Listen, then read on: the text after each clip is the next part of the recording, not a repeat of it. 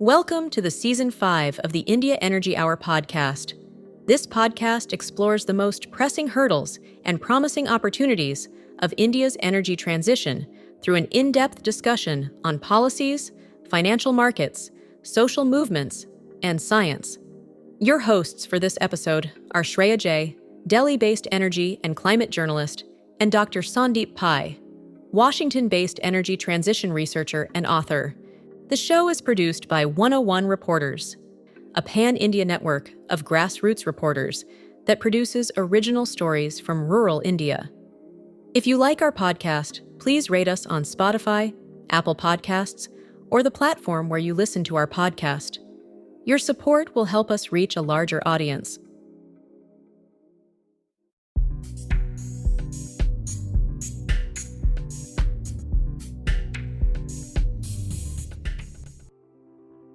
India's foray into renewable energy RE started with its thermal power giant NTPC Ltd. In the mid-2000s, NTPC, which is also the country's largest power generator, formed a division that would bundle RE with thermal and sell it together. Cut to 20 years later, NTPC has become the first public sector enterprise, PSEs, to publicly list its dedicated RE company. Most of the paradigm shifts in the Indian economy have been invariably led by PSEs, which Nehru called the temples of modern India. From coal mining to power generation, mega hydroelectric dams, and now green transition. To understand the history of energy policy making in India and the role of government and government-owned entities, we talked with Mohit Bhargava, former CEO, NTPC Green Energy Ltd. Bhargava, a career NTPC executive, has been involved with key responsibilities in the organization, the last and most significant being expansion in the RE sector. Bhargava has served in several departments and plant locations of NTPC, earning him rich experience. He is known for his deep insights on policy, corporate strategy, and energy transition.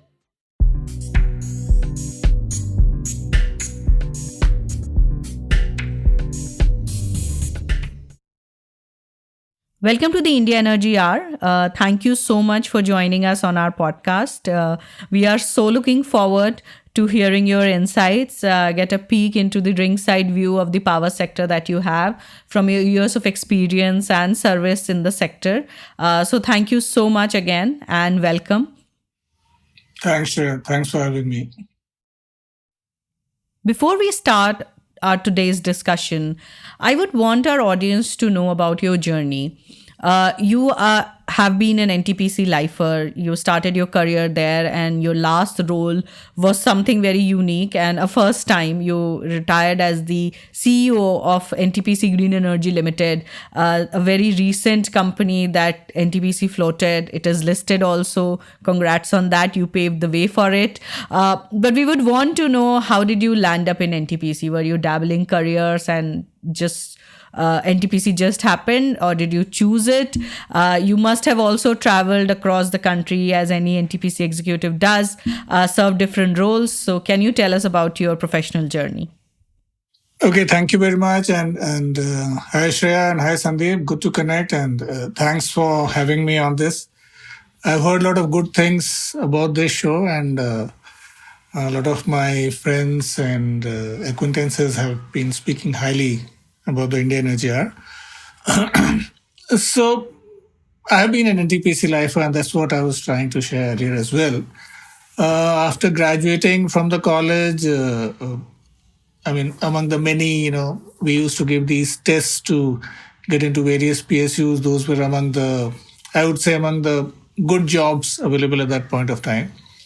So NTPC was one of those which I was able to crack and then I was able to land this job. It wasn't specifically that we are looking at NTPC at that point of time, but the one advantage I think we felt, and my family also felt, was that this is a very good and upcoming company and a lot of good opportunities we'll have. So I joined NTPC through what was then known as the Executive Engineering Trainee Program, EET as they used to call it. And since then, it's been NTPC all along.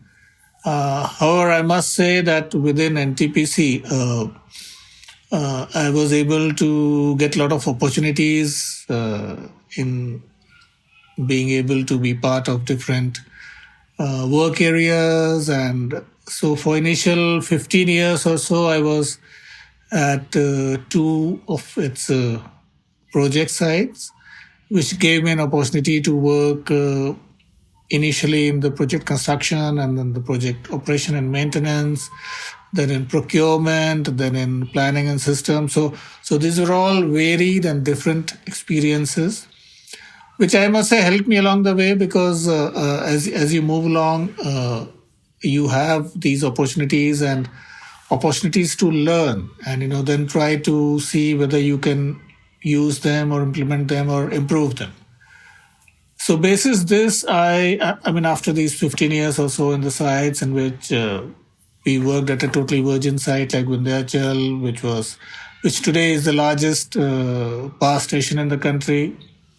And I was also at Dadri, which has the unique distinction of having both a coal station, a gas station, and of course, subsequently, most of the NTPC projects also have solar plants. So these were like unique in themselves, but then most of the NTPCs have quite unique features, and I'll probably need a lot of time to actually explain about NTPC if I try to go there.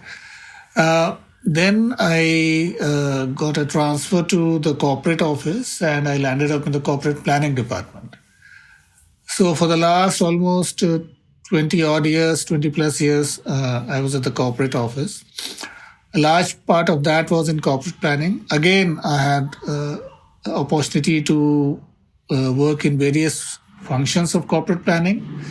And more importantly, I also get an opportunity to look and work closely with the chairmen of the company. So, I mean, during my tenure, I had the opportunity to work closely with almost 5 or 6 chairman managing directors, and of course the different board members.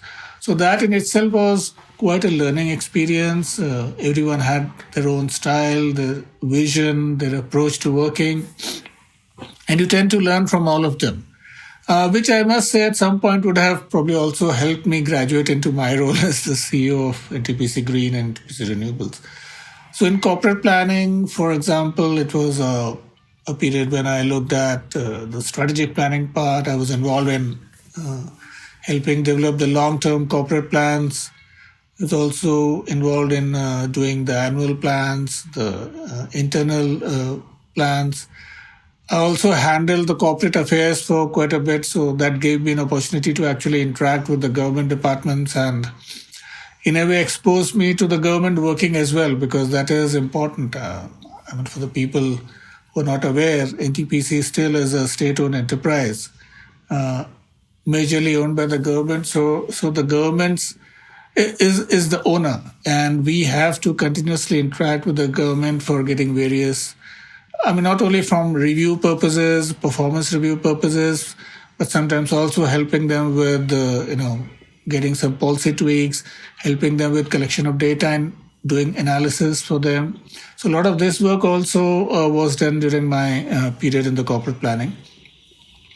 Towards the end, of course, this role expanded, and I was also working closely with the current chairman quite a bit. So I think ultimately at some point he felt that I have done a long stint in corporate planning and giving a lot of ideas in strategy, and he thought that maybe I'm a good fit to actually, execute one of those strategies, which was to shift very, very strongly into the renewable space. And that is how, although we had already created the renewable energy department in NTPC,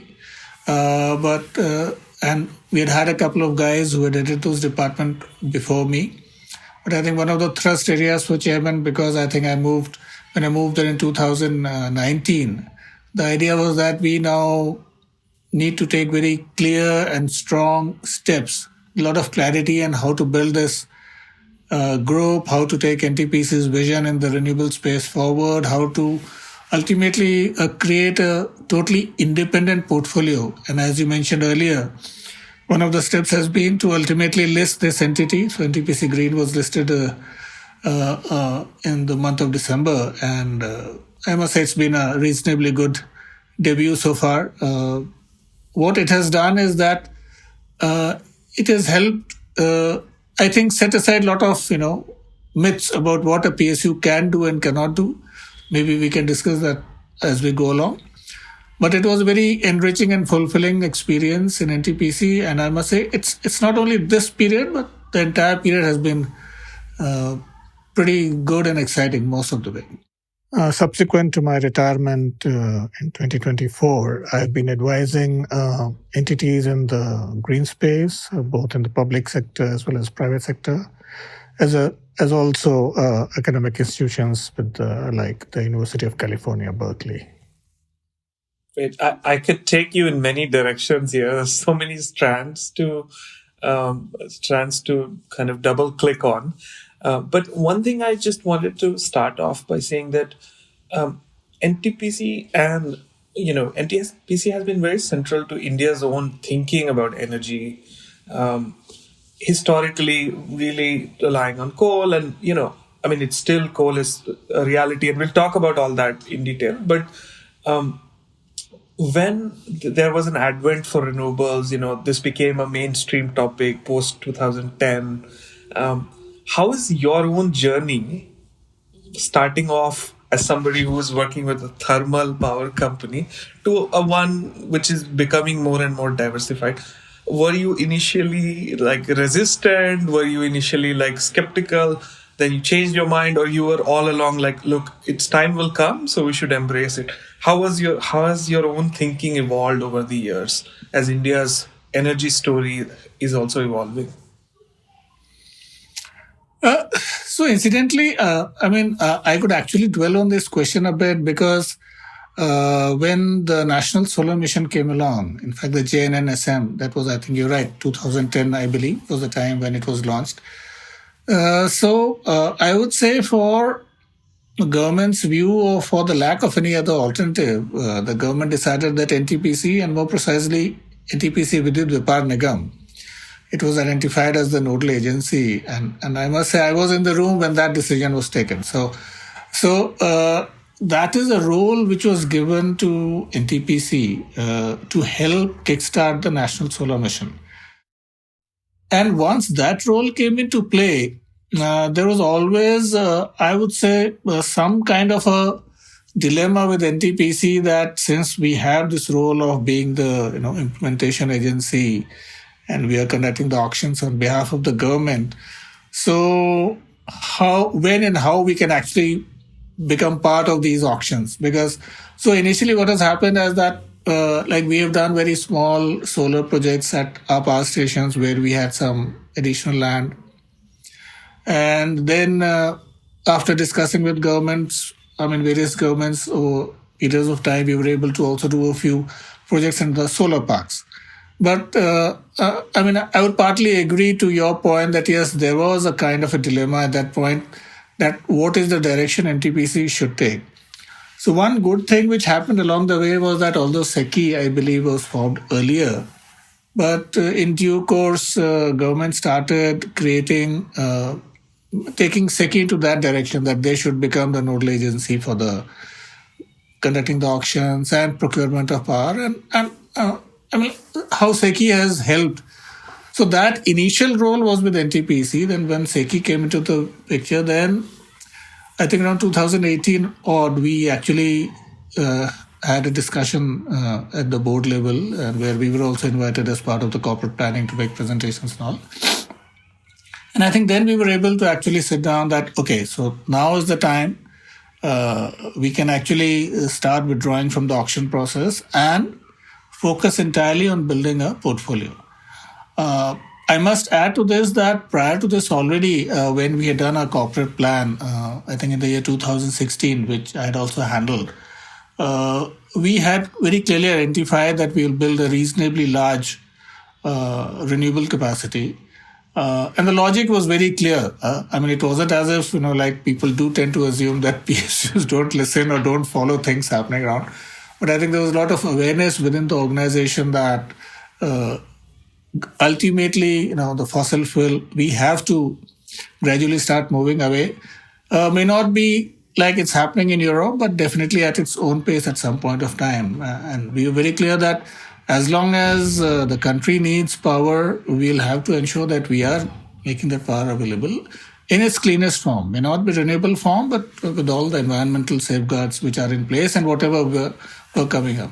But we'll also have to develop and build a large non-fossil pipeline for the simple reason that the country has to, for the company has to keep growing. I mean, it wasn't as if NTPC would stop, once the country has stopped using coal. So we had to keep moving forward, which is why the corporate plan talked about hydro, we talked about renewable, we also talked about investing more into trading.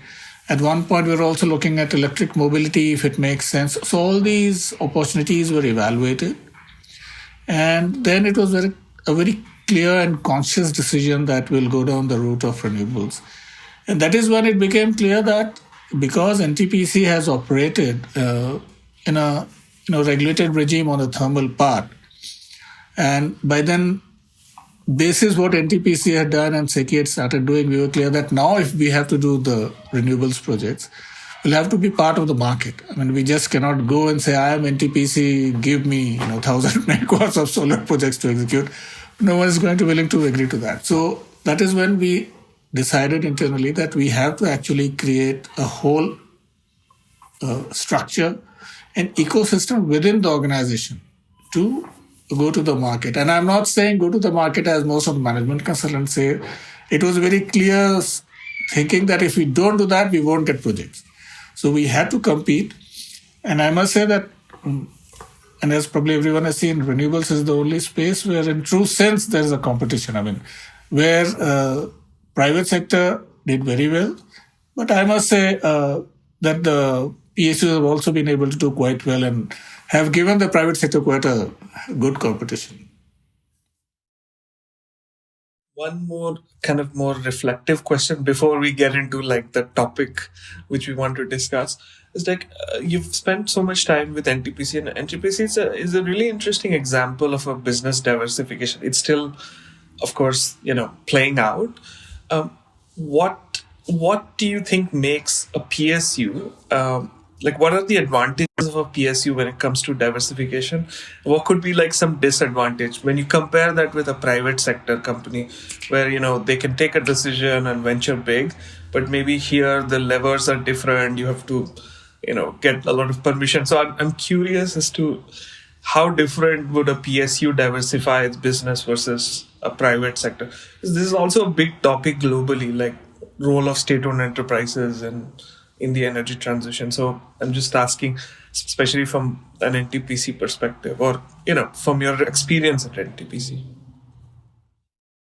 You see, a PSU has its own set of advantages, and I'm sure you have enough knowledge about that. So if I may say the one or a couple of big advantages a PSU has, of course, particularly if it's a PSU which has been doing well, and we're talking about diversification here. So, for example, NTPC has done quite well in building capacity, has done quite well in terms of serving the needs of the country, has done quite well commercially, that they've been able to actually supply power at reasonable cost, has been able to realize the dues from the states, albeit with the support of government or whichever way you want to say it. But we created systems. So that is the advantage a PSU has. The PSU invariably will have to create systems, will have to create very, very clear, delegations and lines of power, what a person can do. So a young officer can do so much, a middle management can do so much, and the decision making is never delegated totally, because we believe that a lot of decisions which will require a good amount of analysis or due consideration need to be taken at appropriate levels. So this is a strength, and this is also a weakness, because the typical weaknesses, if I may say, a PSU has are in terms of decision-making time. If there is a decision to be taken, how to take that quickly, that's the challenge for us. So similarly, the other challenges we have, for example, is in recruitment, in hiring, because we have to follow a process. So we have to ensure that the process is very, very clear, streamlined, transparent. Everyone gets an opportunity. So it will take its own time. Any other procurement decisions, change in procurement decisions. So these are all typical challenges. But having said that, it is also important, and it's good that most of the PSUs, I must say, it's not only NTPC, I'm sure a lot of other PSUs have also been able to adapt to the requirements, changing requirements of the business diversification. But I think probably the most important thing which comes into play is also to realize that what is shackling us. So in the case of NTPC, that is what happened. So we were able to actually look at NTPC because we're all insiders. So one advantage we had that we knew what is required to be done if I want to do well in a new business area. Where we had to change, it is important that the entire top management is able to commit to that, which is what happened in NTPC. If for some reason it's not happening in other PSU, maybe the things take some more time. But if that conviction is there, if that commitment is there, then these changes can be actually undertaken. It might take some time. For example, in the case of NTPC Green, we actually created a totally new set of authorizations, delegations of power. So, of course, we can discuss this in more detail going forward. But those are things. So we had to literally undo a lot of things which we had learned there as a thermal power, which is still a very good business to be in, and do things which are required in a renewable business. So any business diversification, commitment, total commitment from the topmost level to the people who are doing it, and ensuring that whatever changes and mechanisms, because it cannot be done like, not just one guy, you just cannot go and say, I'll come and change. It's not like a system, how it works in private sector. I would assume that if you're able to get, for example, a very good CEO, maybe he can drive the entire business. Here, we need to have a good CEO, we need to have a good team, we need to have a system in place so that when that CEO retires, the other CEO can actually seamlessly move in and continue to deliver. So I think that's one of the key things. I really like the part where you said that at NTPC Green Energy, you had to undo from top to bottom to get out of this thermal mindset or thermal way of doing things. And something that we keep discussing with not just national and global expert is that, the whole power system in India is built around coal, be it how transmission is planned, the Electricity Act itself, Section 62, 63, everything. So anyone entering into RE, especially a public sector company, would have to reimagine almost everything from contracts to awards to land acquisition. And this is happening when there is so much pressure on India to reduce its reliance on coal. So you have taken a ringside view of the whole system in India. How realistic do you think this pressure is in short, medium and long term? And what kind of concerns emerge from it, especially around India's energy security? Ushra, you need to understand, and I think, which is a simple math if you look at, renewable has certain set of challenges, which are quite distinct from, of course, there are a lot of advantages also. So it's clean, it's relatively cheap upfront in terms of per unit cost, but not on a whole system cost. So these are things which are there. But then the challenge is typically land is a major challenge because the amount of land required to produce the same amount of electricity, the same amount of energy is 4x. Which is why the number of transmission system or the amount of transmission system you need to create also is almost 3x, 4x. And then, of course, the whole ecosystem has to come into play because typically, as you know, permitting is a challenge not only in India. In fact, in the US, what I have been told recently, there are and Sandeep, you're sitting there. So the permitting for transmission has a queue, which is, I believe, some 20 years long now. That's something like it's running into decades. So compared to that, the Indian planning for transmission and I would say execution is still only looking at 4, 5, 6 years, which I would say is a reasonably good time because execution does take time. So land is a challenge. Getting land. What has happened is that initially everyone thought that everyone will go into Rajasthan and Gujarat. We have this large areas, wasteland, not inhabited by people, but then there are challenges there. So it's not as if every piece of land which is not inhabited by people can be used. So you have to look at whether it makes sense. How do you evacuate power? A typical example is Ladakh. We have been talking about it for last 5-6 years. Cold desert, huge amount of land available, but evacuation of power from Ladakh to the mainland because there's not enough consumption possibility in Ladakh. That's a challenge, which is what the government has now decided to undertake on their own, that they will do the transmission system so that people can actually go and set up the RE capacity there. So from that angle, moving into RE, doing more RE is always a new thing. As a PSU, I totally agree. If I can discuss one example. For thermal power stations, and I think still that is largely the norm, the land acquisition is done through the government. So what we do is that most of the land is procured through a government agency. So we file applications there, and they all follow that, the Land Acquisition Act, which was enacted in 2013.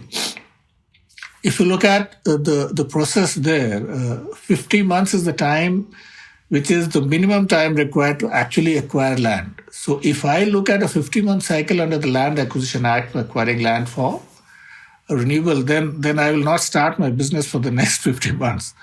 So here we have to actually, as a system, look at not only government land, but also private land.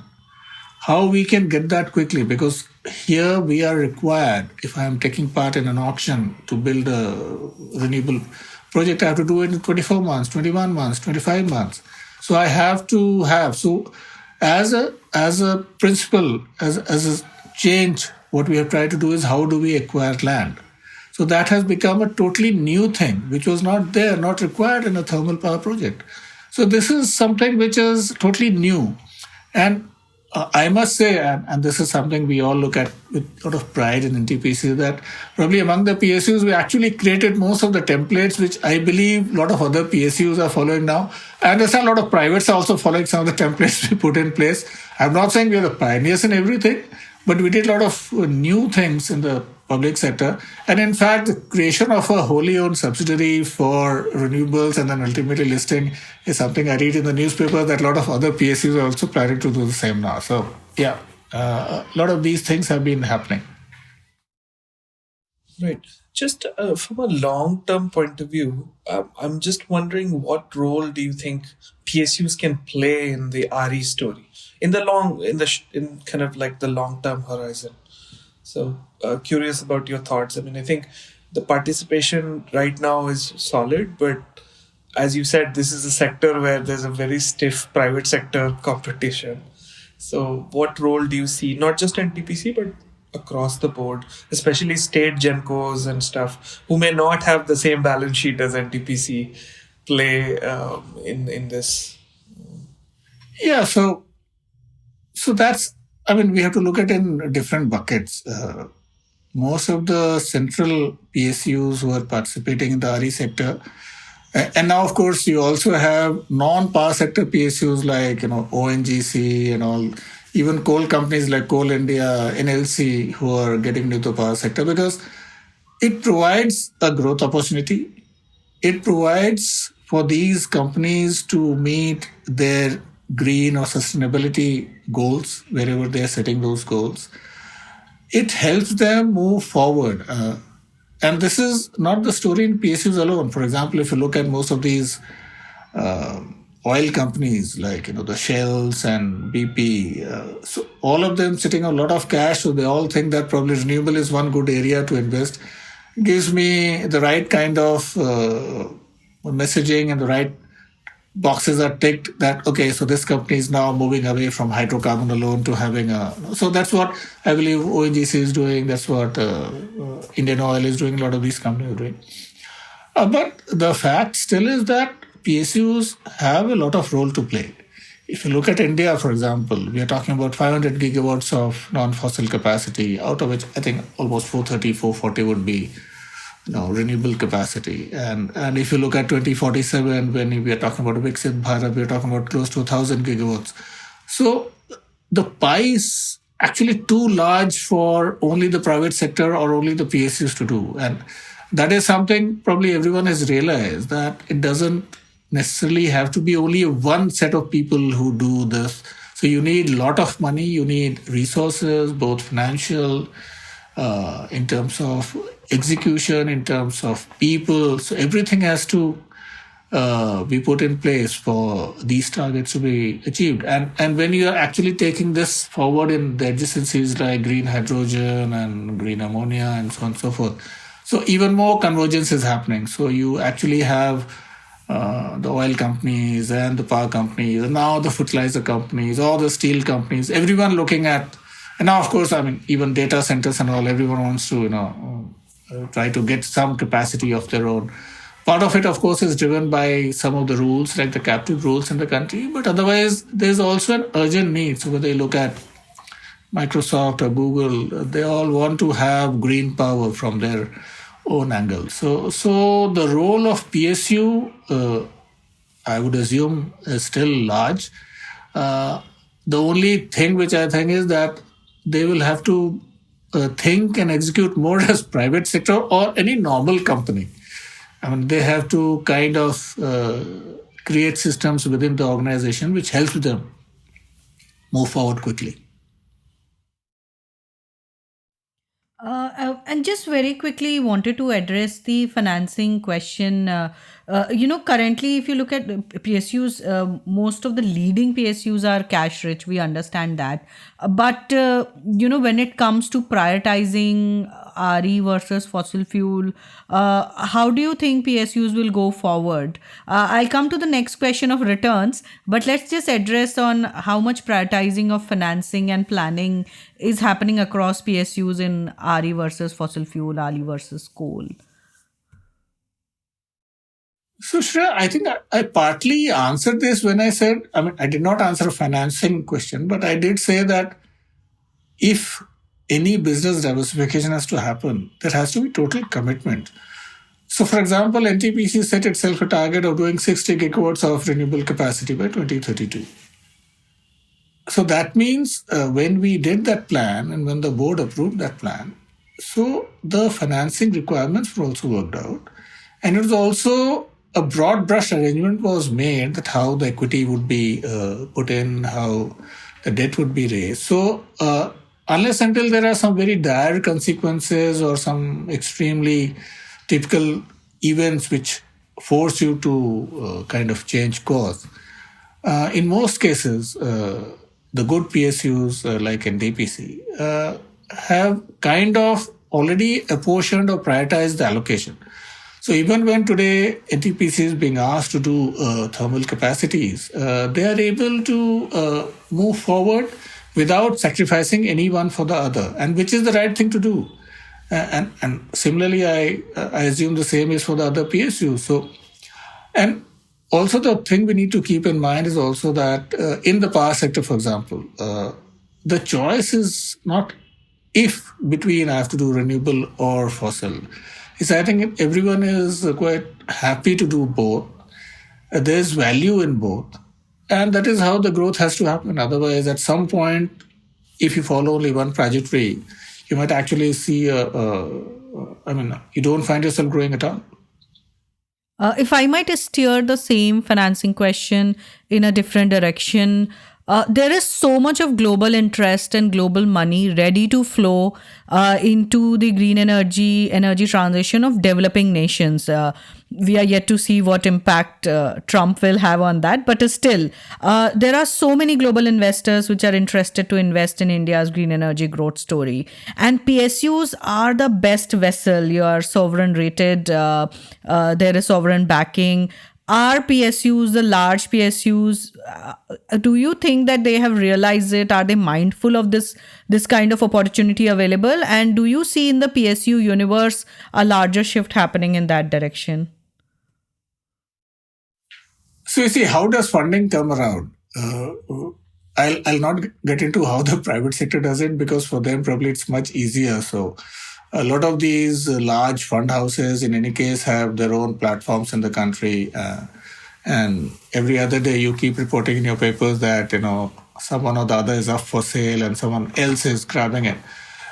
In the case of PSUs, typically, and the NGL listing, the NTPC Green listing is a typical example. Because when the team has gone out, I'm not fully privy to all the details because I was not there on the team then. So, but as I understand, there was a very, very large interest, as we read in the newspapers also, from most of the major fund houses or people who want to invest. And that's how it has happened. So the subscription, as I understand, in 24, this was among the top 3 largest equity IPOs which happened. So, and it was fully subscribed much easily. So to that extent, the participation of these large, foreign funds into PSUs will probably happen through IPOs. Of course, prior to this, we also did look at one possibility of doing a strategic stake sale, which did not work out. But the idea there was to bring in a strategic investor, and that route is also available to anyone who wants to do. It depends on what route a company wants to follow and what kind of the offer they are willing to accept or give to the people who want to invest. So yes, I totally agree. There's a lot of interest. And vehicles are available. So whether it's a PSU vehicle like NTPC or maybe some other guys who want to go to the market maybe sometime this year or next year. And of course, private sector, we in any case keep reading. So a lot of transactions keep happening. Great. I have one question, which is we talked about like NTPC Green and its target for 60 gigawatt, etc. My first question is like, are most of these targets for greenfield projects, or is there a repurposing in the mix? And is repurposing actually a reality? I mean, there's so much interest, as you know, people, especially in the West, they're obsessed with repurposing of coal-fired power plants. So I just wanted to understand if repurposing is in the mix to achieve that 60 gigawatt target. Like, is it like cost effective? Is it real, or is it more of a bubble, like from your point of view? You see, repurposing, I totally agree with you, is something as a concept, most of these Western think tanks and a lot of institutions are pushing for coal plants. But having said that, Sandeep, I also think that there is now a reasonably good realization, especially among the major agencies, energy agencies globally. They realize that in the case of India, the requirement of energy is so high. So it's probably being very, very, I think you're being very ambitious when you say that, okay, shut down the coal plant. So India will probably need coal till all other options also come into play, and which are available reliably and obviously commercially affordably. So that is why if you see the trajectory in India is not to stop coal, because if you look at 3 years ago, the power demand had gone up very, very strongly and there was not enough power in the grid. And we were literally living hand to mouth, and which is also happening on many days in a year. So renewables is being pushed, it's being given the leadership position. But India also needs to ensure that the coal-based power, or for that matter, any other power possibility should be kept in place. So that's why I feel that repurposing in the case of India will not probably happen anytime soon. And in any case, we feel that repurposing as a concept or as a construct has its own limitation. One of the things which we touched upon earlier was also that renewables requires a lot of land. So in a best case scenario, a thermal power project may be, hypothetically have 1,000 acres of land, or for anything close to 1,500 to 2,000 megawatt power plant will be on a 1,000-acre plot of land. And I'm being generous here in terms of the land. All that can accommodate 1,000 acres is 200 megawatt. So it doesn't really have great economic value, except for the fact that it satisfies a group of people who says repurposing has been done. So to that extent, it might happen 15 years, 20 years down the line when everyone is now, like for example, all the agencies are comfortable that yes, India now has enough energy resources to meet its requirement. But till then, I don't see that happening. But yes, to another part of your question, all the renewable capacity I see happening is greenfield, and we are not the only ones. Yes, but what we have definitely looked at is repurposing of old wind turbines. So that's one part which I'm not sure you're very keen to discuss, but that is something we have been saying because the earlier generation wind turbines, were like 400 kilowatt, 500 kilowatt, and today you are onshore wind turbines have gone up to 5 megawatts. So probably it makes sense to look at these resource-rich locations to relocate. I mean, repower or whatever you want to call it. But I don't see repurposing of coal plants to solar or renewable happening much easily now. But is RE bringing similar or almost similar returns as coal for investors across the board, public sector, private sector? And do you think in recent years, central policies have helped to bridge the gap in terms of, tariff, in the reverse bidding or the socket tariff or the cost of building an RE plant in general? Yeah, by and large, the return profile is similar. Of course, I mean, and that is on the portfolio basis. Of course, you might have one typical project where you probably, try to reduce your return by, say, a few basis points or 50, 100 basis points to ensure that, and this typically happens when there is a new entrant in the market. So what they generally try to do is that they have to at least get off the mark, as we say, so that, okay, we should at least capture some capacity in the next auction. So they are willing to bid quite low in terms of the IRR they want to earn. But by and large, on a portfolio basis, I don't see difference in the return profile. In fact, one of the advantages renewable has today, in today's context, is also that renewable is market driven. So if you have a balanced profile where you also have some exposure to, for example, the C&I customers or the marketplace, so you can actually look at maybe having some kind of a top up in terms of returns, which is not purely linked to the auction based pricing. So to that extent, there is a limited upside also available, which if I understand there are quite a few players, the smaller C&I players who are looking at only doing C&I, they don't participate in the auctions at all. So I would assume their return profile would be definitely better than what a pure play SECI auction based IPP might be having. So that's how it is. But on a portfolio basis, it's not too different. One just kind of a side question before we continue on this line of discussion is that there's also a big, I'm bringing in all the kind of global debates here and would love to, there's also a big kind of, as you know, debate discussion about RE jobs versus thermal jobs. It comes also in the context of repurposing, and I wanted to ask that question, but I thought I'll ask it separately. There's always these debates, there'll be 10 times more jobs in RE and so on. I mean, in your experience, renewables are probably it's good for climate, it's good for everything, but is it good for employment in terms of, especially even just from a generation side, what has been your experience? So you actually have to look at it slightly differently. And this is, you didn't use the word, but just transition is somewhere, I think, around the corner. So yes, in terms of, at that point of time in future when actually the coal plant shut down, so definitely whether the renewable will be able to give the same amount of jobs are difficult to answer.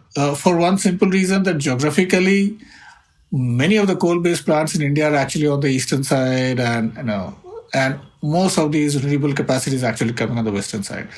So the mining jobs or mining related jobs or thermal power related jobs may or may not actually translate into RE jobs.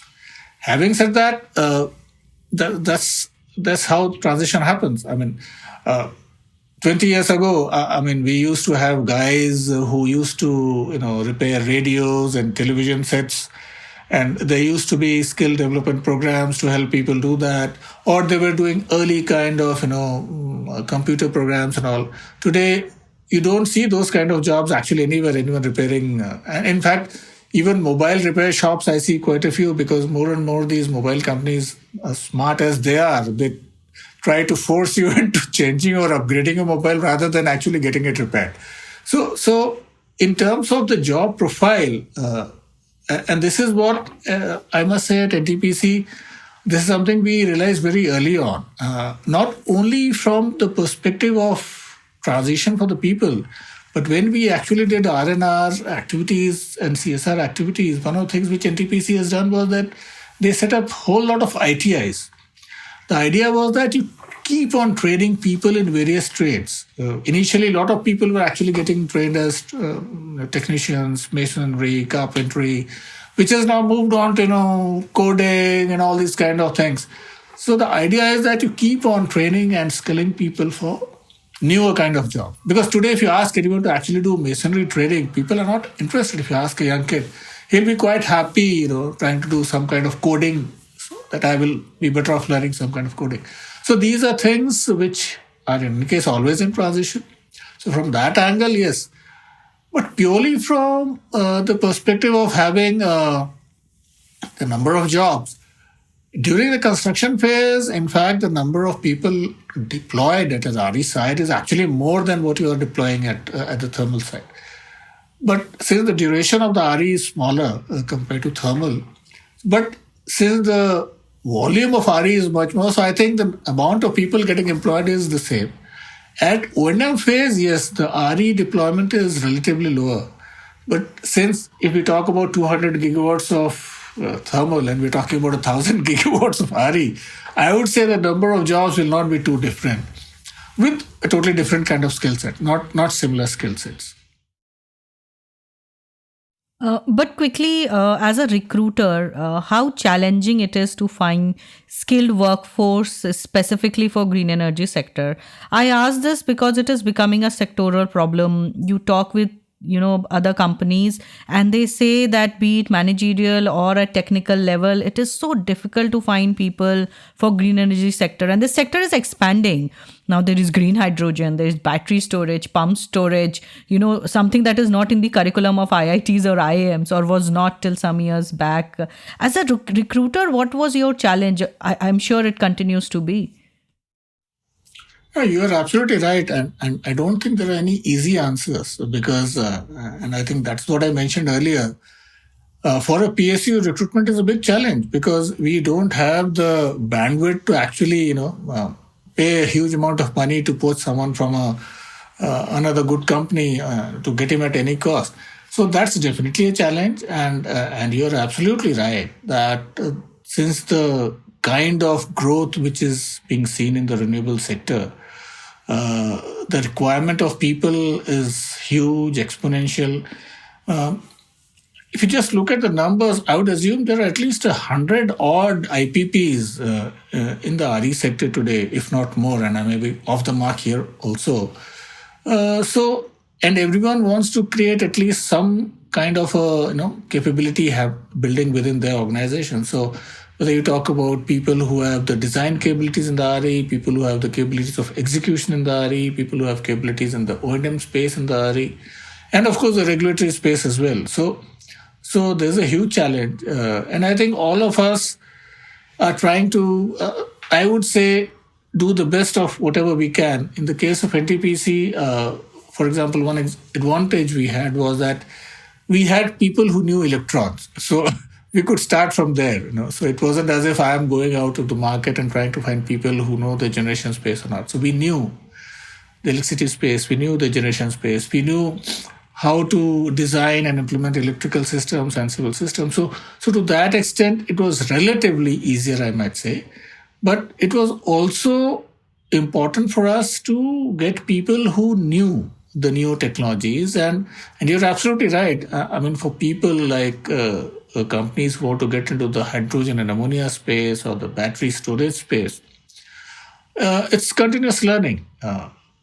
theoretically, in NTPC, we've had hydrogen systems since I joined NTPC. We've had batteries since we joined NTPC, but not at the scale we're talking now. So we used to have small electrolyzers. We have known electrolyzers since we were fresh out of college. We have known battery systems since we were fresh out of college. But today it's all gigawatt scale. So how do you operate them with the kind of efficiencies, with the technology advancements? So these are things which I believe are continuous learning, which is why we have to invest not only in learning, training, learning and development. In many cases, we are actually getting people who have some experience in the power sector or with some other companies, and then we put them through quick trainings also, or where we are able to get some good people who want to make a move. So this is a continuous exercise, and I think it's literally the same everywhere. I mean, all these companies who are now entering or trying to grow. So the pool is small, and everyone is trying to actually dip in. Right. I just want to keep you in that same line of thought. You talked about batteries and all. So, I'm just trying to understand in the beginning, sort of, you really nicely explained what are some things that are good when a PSU tries to diversify, what are the advantages and disadvantages. It was a really eye-opening sort of discussion.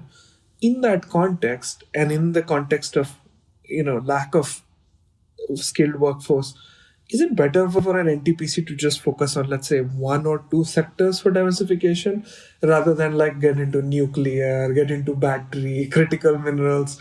And this, you could answer this in the context of NTPC or generally, but is it better to just focus on one or two and just make it big rather than try to stretch into 10, 15 different sectors where each of these subsectors have their own challenges and just market dynamics, etc. See, this is something which has, I think, no perfect answer.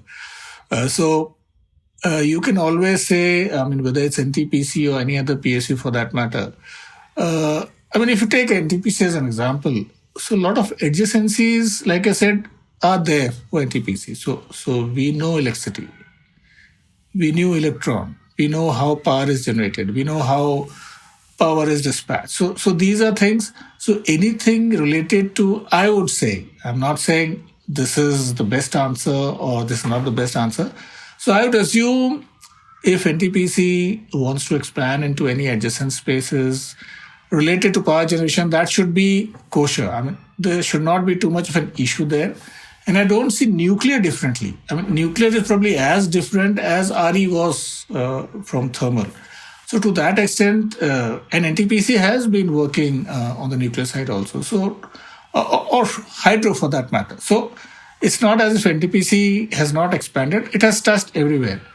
But yes, I can always question why a company enters, if you say critical minerals. So I don't know whether it makes sense for NTPC or not. The current dispensation will probably take a call. But if on a strategic basis, it is felt that, yes, maybe strategic minerals will make sense. But on this, I'll also probably like to talk about what things we did not do. And I'm not saying that is a final decision, for example. So one of the very common things which was discussed in the case of NTPC was getting into manufacturing. First, it was manufacturing of solar panels and manufacturing. So now all these things have been discussed. So at various points of time when we did these analysis internally, we were able to realize that probably that is not something NTPC will be able to do. I'm not saying that's a permanent decision. Tomorrow NTPC can decide and do whatever they want to do. But we felt that manufacturing of solar panels and solar cells is something which we may not be able to do because there are a lot of other angles which come into play. But when you talk about battery, for example, so battery we are looking, and again, this is not for NTPC alone, it's for every PSU who's in the power sector space. So unless until you keep on trying to expand your offering to meet actually what the market requires. So today, for example, battery has reached a stage where people don't want to buy plain vanilla solar and wind, but people are willing to buy, the states are willing to buy solar plus storage, which probably gives them a reasonably good relief, particularly during the peak hours and all. So So that is now what is selling. So if you look at it from that angle, what the market wants, what the customer wants, you have to try and be ready to give it. If you don't, then probably you end up like Nokia and all these guys, so. Right. So, so then I have one more kind of follow-up question. We talked about obviously all the energy and related broadly defined sectors. I mean, I could even imagine a big PSU like an NTPC or a Coal India or ONGC with so much land and guest houses and hospitals and all these different things getting into non-energy space as well. Is that something, I mean, that's what globally, if I read the literature, the global conglomerates have got into every sector, whether it's kind of through a horizontal diversification, vertical, or so. I'm wondering if is that ever a consideration, or it's just stick to your own space, or is that going to be a challenge if somebody wants to do that? This is really a hypothetical because I honestly cannot give a good answer to this as far as you're concerned. Yes, I totally agree. I mean, if you look at Tata's, for example, so like they're into everything, and people do keep writing salt to software conglomerate kind of thing. They write. So honestly, I don't know whether a PSU can do that because the kind of if you look at it, how they have done it. So they have been very clear in how they operate these various entities, and each have very clear freedom in terms of what they do. They have clear allocations, and for all practical purposes, apart from the equity holding by whoever is the holdco, I don't know whether it's Tata Sons or whatever. So these are all operating independently. So whether you look at Berkshire Hathaway or you look at anyone, so they're across the board. Most of the PSUs I know do not have that kind of profile. Whether they can do it, theoretically, yes. Practically, I'm not so sure because in most cases, the focus or the specialty which a PSU does evolves, has been built over a lot of years. So if they want to really diversify from that into totally, like you said, hotel or hospitality industry or hospitals, I don't think that's going to be a good fit. Having said that, but if someone wants to do, if someone has a good CEO who wants to actually do it, all the best. Taking forward what you just said, if you compare a PSU and a private sector company which is operating in the green energy sector, private sector seems to have a lead. And I'm not talking about in just gigawatt terms. Say a supply chain, for example, Tata, it is from solar cell module manufacturing to being an IPP consultant, what all and everything.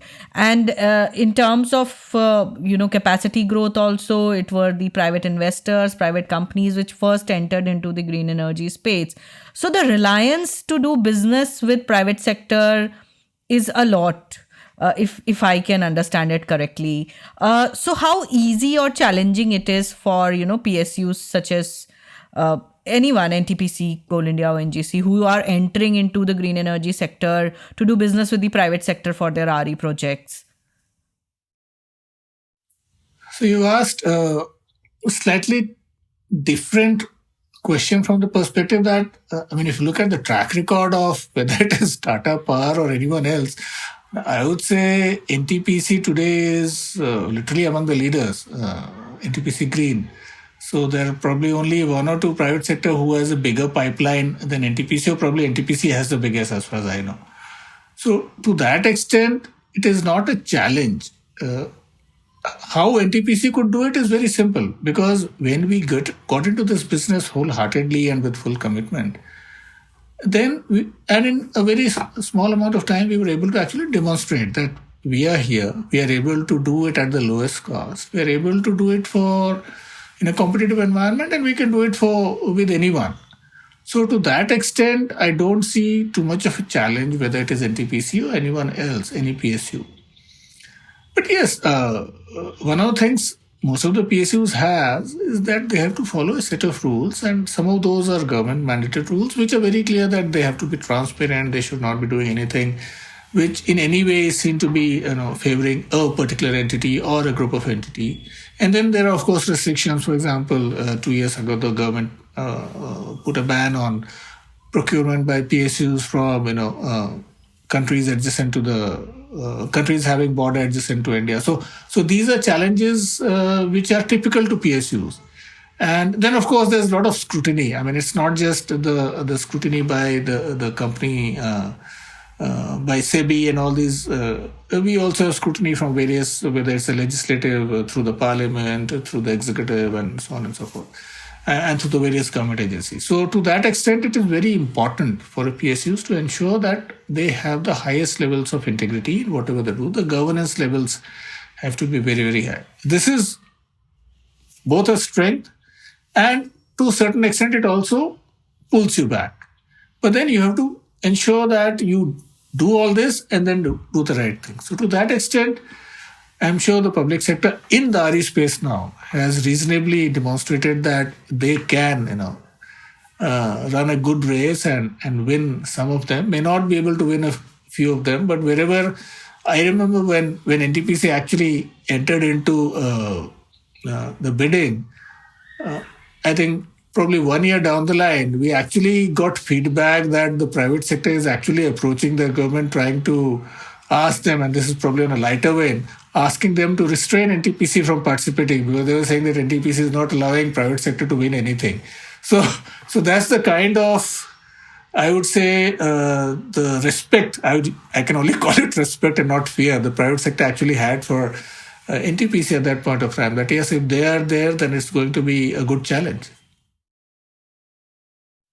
That brings me to the second trickier part in the supply chain, which is states.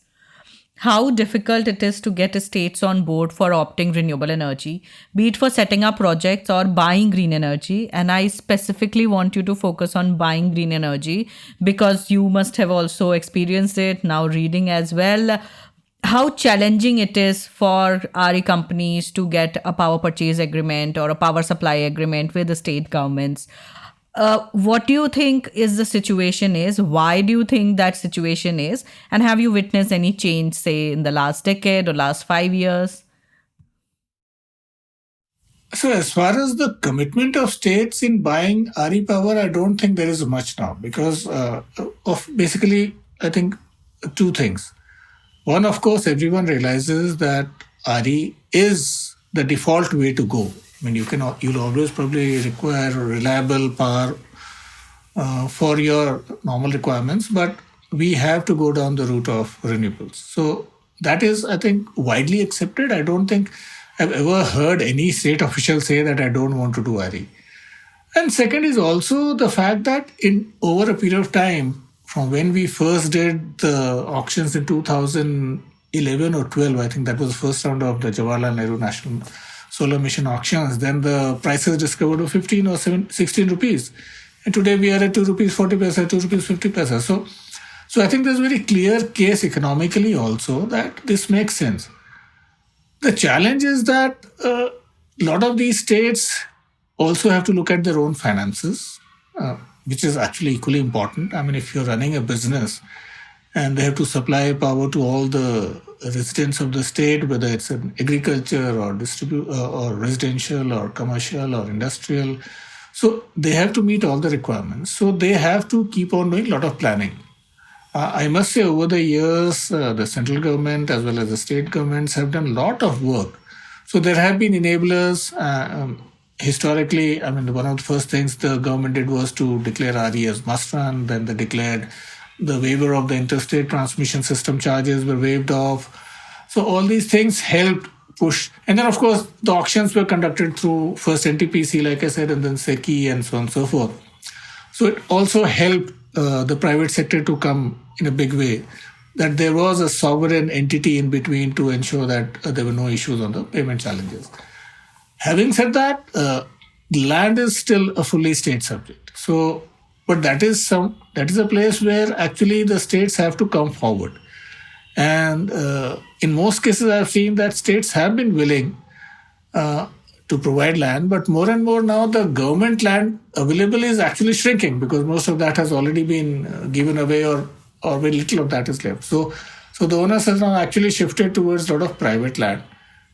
But yes, still wherever possible, governments are looking, and I'm sure they should. I mean, it's my simple suggestion that wherever feasible with the state governments, one of the good, very successful models, if I may say, was the solar park model, because that not only helped the problem or solving or resolving the challenge of land acquisition, it also addressed the challenge of transmission evacuation. You didn't have to do too many transmission lines.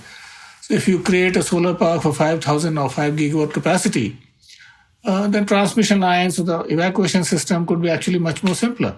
So that is something which should be looked at again. I don't know whether the government is looking at it now, but they should definitely look at it. PPA signing is a totally different ball game. And this is where the state government's own analysis comes into play. What the central government has done, and their heart is in the right place, obviously. So they have set out very strong RPO targets. They've created a strong pipeline of auctions. But the challenge is that once the auctions are done, I mean, if you look at it, the normal cycle, procedural cycle is that once SECI or NTPC approaches a state with the outcomes of an auction, so the state will need at least another 6 to 8 weeks to actually put pen on paper, even if they are willingly in principle on day one to do it, because that's the process. So they have to take approvals, they have to take approvals from the state regulator, they have to take approval from, depending on how the system is, either the cabinet or whatever. So this is a lengthy process, regulatory process included, which is why it's very normal, I would say, that this time would be taken.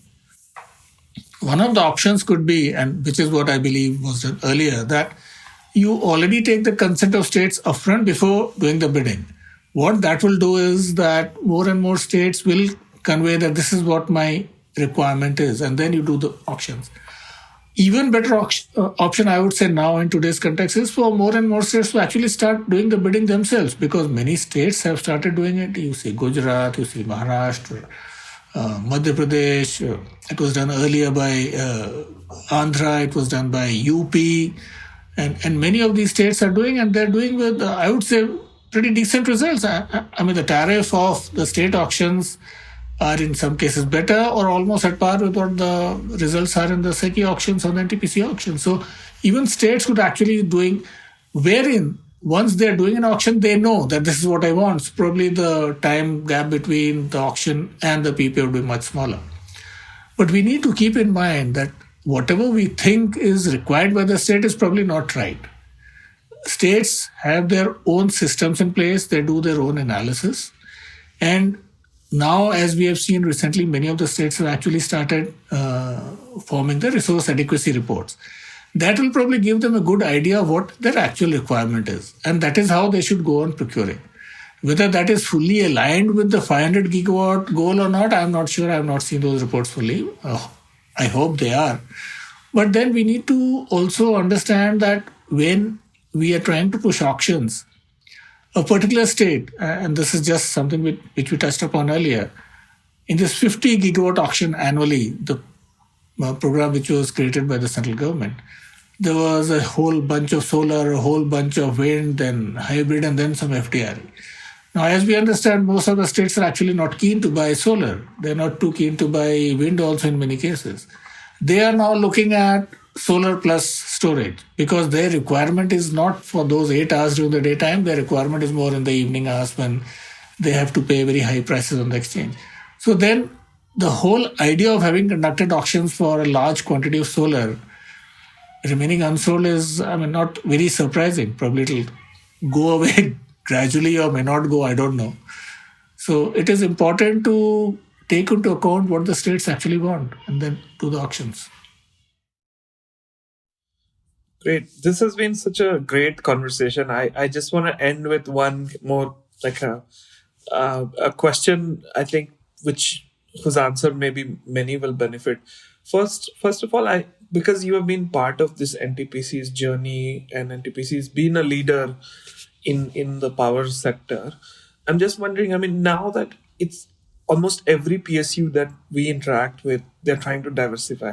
Some are like NTPC have maybe, let's say, a decade of experience, at least from the process point of view. Some have just started, So, I mean, what would your advice be for other PSUs who are just starting to embrace this idea? And there's so many. I mean, we also, in my day job, we do this work interacting with other PSUs, and many of them are just kind of starting to figure out, like, okay, how do we even do this? Like, how do we do strategic planning? So everybody is at different stages. So if there's any like advice that you can offer for sort of people in other PSUs who are just starting this journey, that'd be great. I think I'll have to get into management consultancy with all these guys and then have to start charging if I have to give advice. No, but that was on a lighter vein. You see, I think a lot of people have been saying this, and many of the management gurus have at various points of time, that you have to keep evolving. So to that extent, strategy, I honestly feel, is not something which can be done very simply by Excel sheets and PowerPoint presentations alone. You need to be very sure. One, you should first and foremost understand and accept the fact that your business will never be something which will keep on giving you returns for the next 200 years. I mean, I don't think there's any business. So you have to keep on evolving with the changing times, what the society is looking at, what the people are looking at. And it can be any business. I mean, whether it's the business of power or oil or coal or even any other business. So diversification or adapting to the changing times is something very, very real. And it's much better to actually be in with it rather than to wait for it to happen. So which is why constantly and continuously reviewing your business and continuously looking at what's happening around the world and then trying to align yourself to those kind of things. That's how I think strategy. I'm not saying this is how we have been doing strategy, but I think this is a broad way everyone needs to look at. Whatever consultants you engage with will probably also give you variants of this and probably bring in some experience from what they've done with the other companies and organizations. And of course, what goes without saying, and this is what we are saying everywhere, is the pace of change is now very fast. So ultimately, whether it's a PSU or you want to move away from what you're doing today, you have to be ready to actually move quickly. And if in that space, and this is what probably we touched upon earlier also, that we had to undo a lot of things which were very good in NTPC for the green business. I'm not saying any of that was wrong. That has actually helped become NTPC what it is today. And they continue to do that even today. But if you have to get into a new business, then you have to play by those rules, or you have to be ready to actually react to those rules which are in play there. So this is how it's probably going to happen. Thank you so much. This has been such a great conversation. Thank you. I really enjoyed a lot. I'm sure shared it too. Yes, absolutely. Thank you so much. It was great talking with you, as it has always been. But thank you for coming here and, talking in length about so many issues on which only a person like you could have provided a ringside view. So thanks again. Thank you so much. Thank you. Thank you so much. It was a pleasure.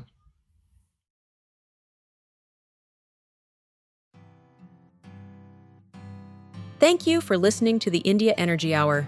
Subscribe to this channel to never miss an update. To drop us a feedback, visit our website or write to us at theindiaenergyhour@gmail.com. We are on Twitter. You can follow at TIEH_podcast and get in touch with the two hosts at Shreya_J and at Sandeep Pai.